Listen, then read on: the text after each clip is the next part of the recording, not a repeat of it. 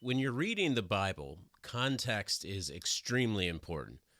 So when I look at a text that I'm going to preach from on a Sunday, one of the first questions that I'm going to ask is, what's going on in the immediate context? What's happening right before and right after this text that's going to help me to read this text rightly?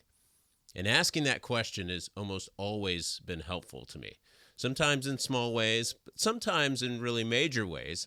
And that's the case with our upcoming text for this Sunday from John chapter 10. And that's what I want to talk to you about on today's Midweek Meditation.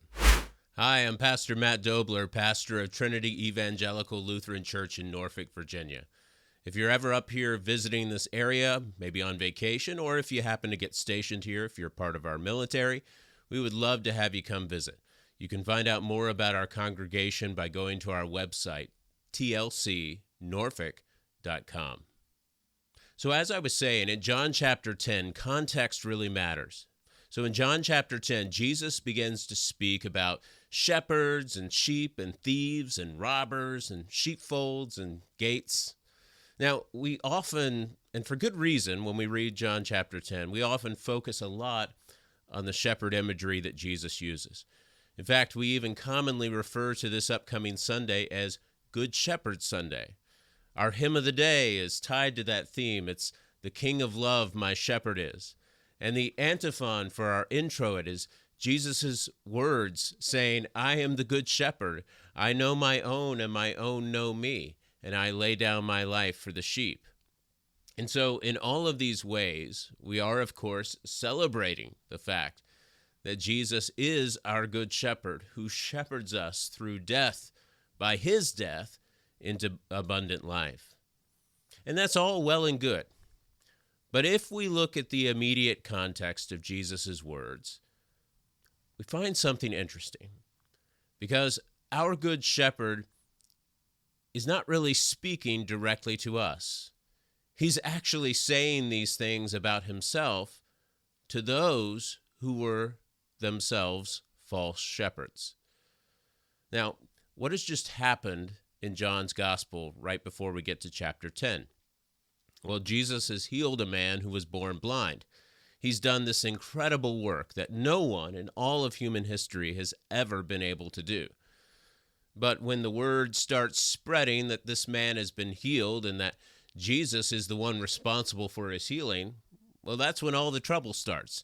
Because the Pharisees, these religious leaders who prided themselves as being shepherds of God's people, these Pharisees are all in a tizzy because they deny that Jesus is sent from God. But they can't very well deny the great miracle that Jesus has performed by healing this man born blind. And so what do? Well, they try to pressure this man who's been healed into denouncing the goodness of Jesus. And when he won't denounce Jesus, they expel him. They kick him out of the synagogue. Why?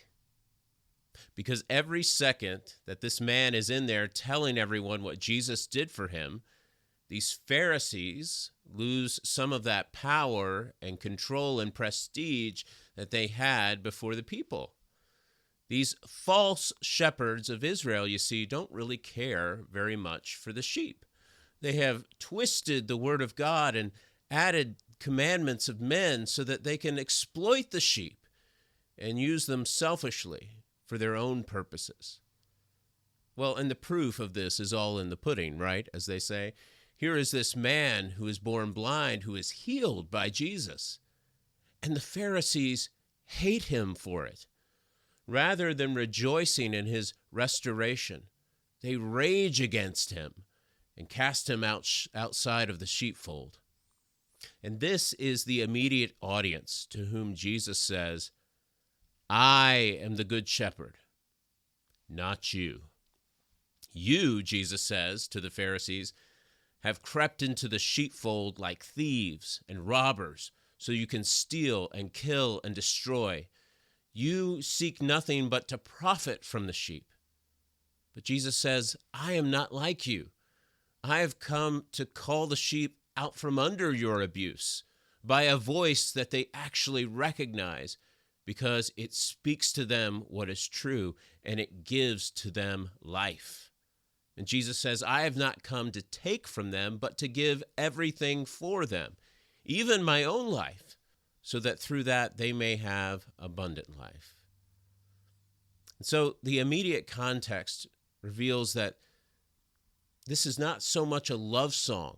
Jesus' words about being the good shepherd, it's poetic, certainly, but it's not so much a love song as it is a declaration of war.